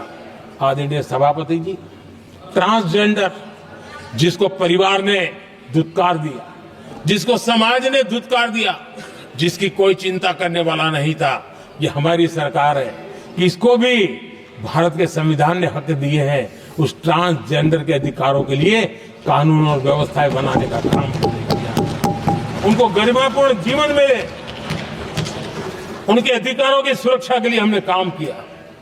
आदरणीय सभापति जी, हमारे आदिवासी समाज इतनी सारी बातें करते, मुझे तो याद है मैं जब गुजरात का मुख्यमंत्री बना तो हमारे यहाँ उमरगांव से अंबाजी तक एक पूरा बेल्ट, गुजरात का पूर्वी हिस्सा पूरा आदिवासी बेल्ट, और एक कांग्रेस के मुख्यमंत्री आदिवासी रह चुके थे। इतने सालों के बाद भी उस पूरे इलाके में एक भी साइंस स्ट्रीम की स्कूल नहीं थी।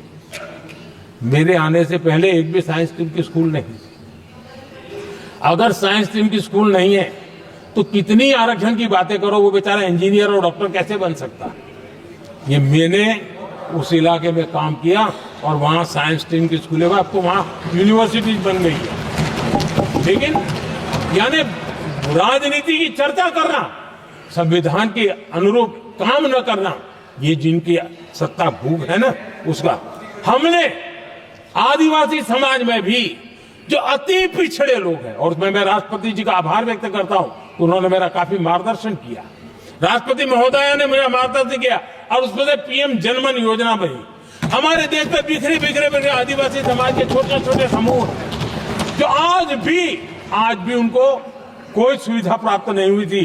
हमने ढूंढ करके, संख्या बहुत कम है, वोट की राजनीति में उनकी तरफ देखने वाला कोई नहीं था, लेकिन मोदी है जो आखिर को भी पूछता है। और इसलिए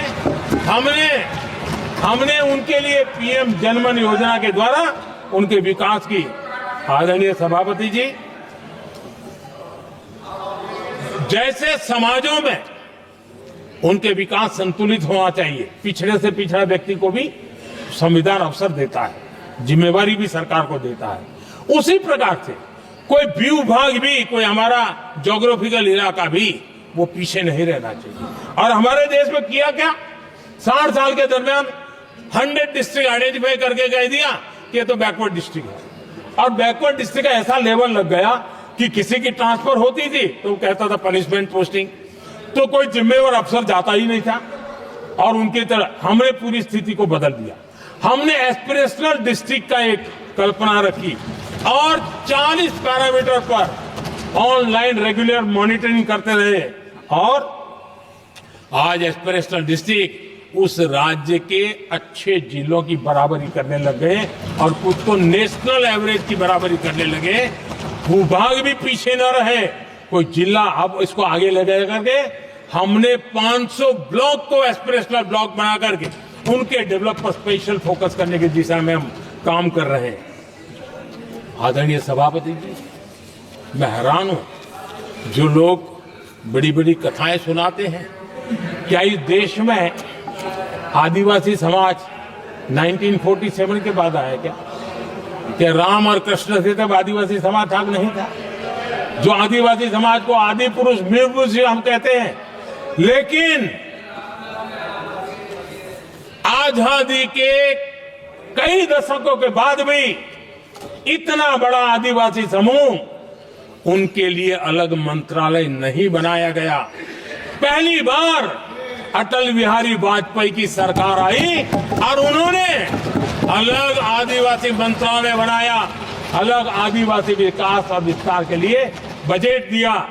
आदरणीय सभापति जी, हमारे माछीमार समाज, मछुआरा समाज क्या अभी अभी आया है क्या? क्या उनकी नजर नहीं की आपकी? इन मछुआरा समाज के कल्याण के लिए पहली बार हमारी सरकार ने आकर के अलग मंत्रालय बनाया फिशरीज का। उनके कल्याण के लिए अलग से हमने बजट दिया, समाज के इस तबके की चिंता की। आदरणीय सभापति जी, मेरे देश का छोटा किसान, उसके जीवन में सहकारिता एक मुख्य अंग है। छोटे किसान की जिंदगी को सामर्थ्य देने के लिए सहकारी क्षेत्र को जिम्मेवार बनाना, सहकारी क्षेत्र को सामर्थ्यवान बनाना, सहकारी क्षेत्र को बल देना, इसकी महात्मा हम समझते हैं, क्योंकि छोटा किसान, उसकी चिंता हमारे दिल में थी और इसलिए हमने अलग सहकारिता मंत्रालय बनाया। हमारी सोचने का तरीका क्या है? हमारे देश में नौजवान है, पूरा विश्व आज वर्कफोर्स के लिए तरस रहा है। देश में डेमोग्राफिक डिवीजन लेना है तो हमारे इस वर्कफोर्स को स्किल बनाना चाहिए। हमने अलग स्किल मंत्रालय बनाया ताकि दुनिया की आवश्यकता के अनुसार मेरा देश का नौजवान तैयार हो और विश्व के साथ वो अपने आगे बढ़े। आदरणीय सभापति जी, हमारा नॉर्थ ईस्ट इसलिए कि वहां वोट कम है, सीटें कम है, इसकी कोई परवाह नहीं है। ये अटल जी की सरकार थी जिसने पहली बार नॉर्थ ईस्ट के कल्याण के लिए डोनियर मंत्रालय की व्यवस्था की और आज उसका परिणाम है कि नॉर्थ ईस्ट के विकास की नई चीजों को हम प्राप्त कर पाए। इसी के कारण रेल, रोड, पोर्ट, एयरपोर्ट ये बनने की दिशा में आगे बढ़ रहे हैं। आदरणीय सभापति जी, आज भी दुनिया के देशों में लैंड रिकॉर्ड के लेकर के समृद्ध देशों को भी कई संकट। हमने गांव के हर सामान्य व्यक्ति को अपना लैंड रिकॉर्ड, उसके घर की मालिकीन का हक के कागज नहीं है, उसके कारण उसको बैंक से लोन चाहिए हो, कहीं बाहर जाए तो कोई कब्जा कर लिया, एक स्वामित्व योजना बनाई और देश के गांव के ऐसे समाज के दबे कुचले लोगों को वो कागज हम दे रहे हैं जिसके कारण उसका मालिकी हक बन रहा है। वो स्वामित्व योजना एक बहुत बड़ा दिशा दे रही है। आदरणीय सभापति जी, इन सारे कामों के कारण पिछले 10 वर्ष में हमने जो प्रयास किया, हमने जिस प्रकार से गरीब को मजबूती देने का काम किया है, हमने जिस प्रकार से गरीब के अंदर एक नया आत्मविश्वास पैदा किया है और एक सही दिशा में चलने का परिणाम है कि आज इतने कम समय में मेरे देश के 25 करोड़ मेरे गरीब साथी गरीबी को परास्त करने में सफल हुए और हमें इस बात का गर्व है। और मैं संविधान निर्माताओं के सामने सर झुका करके कहता हूं, जो संविधान हमें दिशा दे रहा है उसके तहत मैं ये काम कर रहा हूं। और मैंने, आदरणीय सभापति जी, जब हम सबका साथ सबका विकास की बात करते हैं, वो नारा नहीं है, वो हमारे आर्टिकल ऑफ फेथ है। और इसलिए हमने सरकार की योजनाएं भी बिना भेदभाव को चलाने की दिशा में काम किया है और संविधान हमें भेदभाव की अनुमति नहीं देता है। और इसलिए हमने आगे चल करके कहा है सैचुरेशन, जिसके लिए जो योजना बनी है उसका लाभ उन लाभार्थी को 100% लाभार्थी को मिलना चाहिए। ये सैचुरेशन अगर सच्चा सेकुलरिज्म को है ना, तो ये सैचुरेशन में है। सच्चा सामाजिक न्याय अगर किसी में है तो ये सैचुरेशन 100%, 100% उसको बेनिफिट जिसका हक है मिलना चाहिए, बिना भेदभाव के लिए मिलना चाहिए। तो ये भाव लेकर के हम सच्चे सेकुलरिज्म को और सच्चे सामाजिक न्याय को लेकर के जी रहे हैं। आदरणीय सभापति जी, समाधान के हमारे एक और स्पिरिट भी है और हमारे देश को दिशा देने का माध्यम, देश को का चालक बल के रूप में राजनीति केंद्र में रहती है। आने वाले दशकों में हमारा लोकतंत्र, हमारी राजनीति की दिशा क्या होनी चाहिए, आज हमें मंथन करना चाहिए। आदरणीय सभापति जी, कुछ दलों की राजनीतिक स्वार्थ और सत्ता का भाव, मैं जरा उनसे पूछना चाहता हूं, क्या वे कभी अपने आप को, और मैं सभी दलों के लिए कह रहा हूं, उधर और इधर ये मेरा विषय नहीं है, ये मेरे मन के विचार है जो मैं इस सदन के सामने रखना चाहता हूं। क्या इस देश में योग्य नेतृत्व को अवसर मिलना चाहिए नहीं?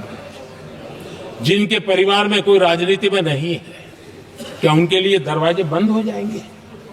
क्या देश को, लोकतंत्र के स्पिरिट को परिवारवाद ने गहरा नुकसान किया है कि नहीं किया है?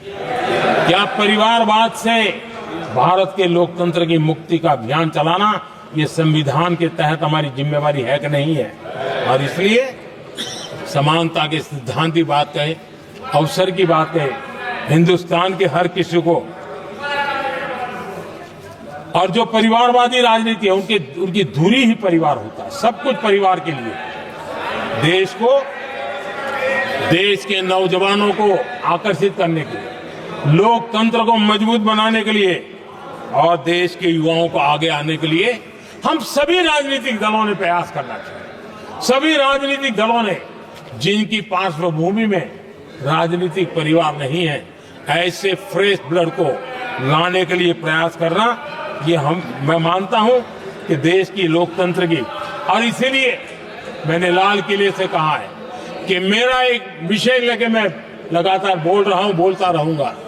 1 लाख ऐसे नौजवानों को देश की राजनीति में लाना है जिनका कोई परिवार का बैकग्राउंड राजनीतिक परिवार का नहीं है, और इसलिए देश को एक फ्रेश एयर की जरूरत है, देश को नई ऊर्जा की जरूरत है, देश को नए संकल्प और सपने लेकर के आने वाले युवकों की जरूरत है। और भारत के संविधान के जब 75 वर्ष मना रहे हैं तो हम उस दिशा में आगे बढ़े। आदरणीय सभापति जी, मुझे याद है मैंने एक बार लाल किले से संविधान में हमारे कर्तव्य को लेकर के उल्लेख किया था, और मैं हैरान हूं कि जिनको संविधान का समझ नहीं आता है वो कर्तव्य की भी मजाक उड़ाने लग गए। मैंने ऐसा कोई इंसान देखा नहीं दुनिया में कि जिसको इसमें भी इतराज हो सकता है आने। लेकिन देश का दुर्भाग्य है, हमारे संविधान ने नागरिकों के अधिकार तय किए हैं, लेकिन संविधान को हमसे कर्तव्य की भी अपेक्षा है। और हमारी सभ्यता का सार है धर्म, ड्यूटी, कर्तव्य, ये हमारी सभ्यता का सार है। और महात्मा गांधी जी ने कहा था, महात्मा जी का कोट है, उन्होंने कहा था, मैंने ये अपनी अशिक्षित लेकिन विद्वान मां से सीखा है कि हम अपने कर्तव्यों को जितना अच्छे से निभाते हैं उसी से अधिकार निकल करके आता है। ये महात्मा जी ने कहा था। मैं महात्मा जी की बात को आगे बढ़ाता हूं और मैं कहना चाहूंगा, अगर हम अपने मौलिक कर्तव्यों का पालन करें तो कोई भी हमें विकसित भारत बनाने से नहीं रोक सकता। संविधान का 75वां वर्ष कर्तव्य के प्रति हमारे समर्पण भाव को, हमारी प्रतिबद्धता को और ताकत दें, देश कर्तव्य भावना से आगे बढ़े, ये मैं मानता हूं समय की मांग है। आदरणीय सभापति जी, भारत के भविष्य के लिए संविधान के स्पिरिट से प्रेरित होकर के मैं आज इस सदन के पवित्र मंच से 11 संकल्प सदन के सामने रखना चाहता हूं। पहला संकल्प है, चाहे नागरिक हो या सरकार हो, सभी अपने कर्तव्यों का पालन करें। दूसरा संकल्प है, हर क्षेत्र, हर समाज को विकास का लाभ मिले, सबका साथ सबका विकास हो। तीसरा संकल्प है, भ्रष्टाचार के प्रति जीरो टॉलरेंस हो। भ्रष्टाचारी की सामाजिक स्वीकार्यता न हो। भ्रष्टाचारी की सामाजिक स्वीकार्यता न हो। चौथा संकल्प है, देश के कानून, देश के नियम, देश की परंपराओं के पालन में देश के नागरिकों को गर्व होना चाहिए, गर्व का भाव हो। पांचवा संकल्प, गुलामी की मानसिकता से मुक्ति हो, देश की विरासत पर गर्व हो। छठा संकल्प, देश की राजनीति को परिवारवाद से मुक्ति मिले। सातवां संकल्प, संविधान का सम्मान हो। राजनीतिक स्वार्थ के लिए संविधान को हथियार न बनाया जाए। आठवां संकल्प, संविधान की भावना के प्रति समर्पण रखते हुए जिनको आरक्षण मिल रहा है वो न छीना जाए और धर्म के आधार पर आरक्षण की हर कोशिश पर रोक लगे। नौवां संकल्प, विमेन लेड डेवलपमेंट में भारत दुनिया के लिए मिसाल बने। 10वां संकल्प, राज्य के विकास से राष्ट्र का विकास, ये हमारा विकास का मंत्र हो। 11वां संकल्प, एक भारत श्रेष्ठ भारत का ध्येय सर्वोपरि हो। आदरणीय सभापति जी, इसी संकल्प के साथ हम सब मिलकर के अगर हम आगे बढ़ते हैं तो संविधान की जो निहित भावना है, वी द पीपल, सबका प्रयास, हम इसी मंत्र को लेकर के आगे चले और विकसित भारत का सपना इस सदन में बैठे हुए सबका तो होना ही चाहिए। 140 करोड़ देशवासियों का सपना जब बन जाता है और संकल्प लेकर के जब देश चल पड़ता है तो इच्छित परिणाम लेकर के रहता है। मेरा 140 करोड़ देशवासियों के प्रति मेरी अपार श्रद्धा रही है। उनके सामर्थ्य पर मेरी श्रद्धा है, देश की युवा शक्ति पर मेरी श्रद्धा है, देश की नारी शक्ति पर मेरी श्रद्धा है। और इसलिए मैं कहता हूं कि देश 2047 देश जब आजादी के 100 साल मनाएगा तो विकसित भारत के रूप में मनाएगा। इस संकल्प के साथ आगे बढ़े। मैं फिर एक बार इस महान पवित्र कार्य को आगे बढ़ाने के लिए सबको शुभकामनाएं देता हूं। और मैं आदरणीय सभापति जी, आपने समय बढ़ाया, इसके लिए मैं आपका बहुत बहुत आभार व्यक्त करता हूं। बहुत बहुत धन्यवाद।